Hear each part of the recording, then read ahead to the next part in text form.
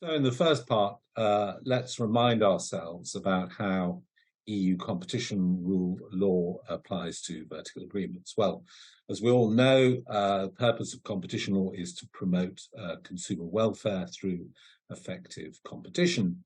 And so how does it do that? Well, EU competition rule is contained in two broad-based prohibitions. One, a prohibition on anti-competitive agreements between undertakings which have an appreciable effect on trade within the European Union, and then a further prohibition on abusive conduct by undertakings in a dominant position under Article 102. The second limitation is that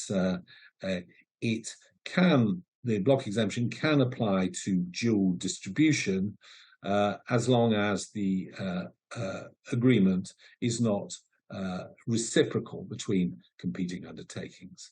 So by that I mean it applies where a supplier sells goods and services, both upstream and downstream, and it competes with its distributor, which only sells at the downstream level. So the distributor hasn't also got to be a competitor in the upstream level. So we see here similar restrictions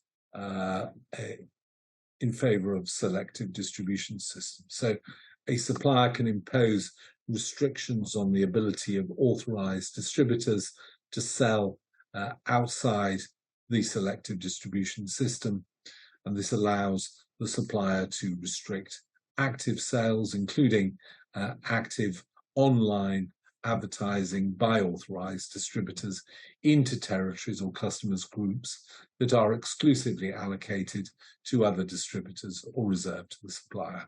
And those restrictions can be passed on to customers.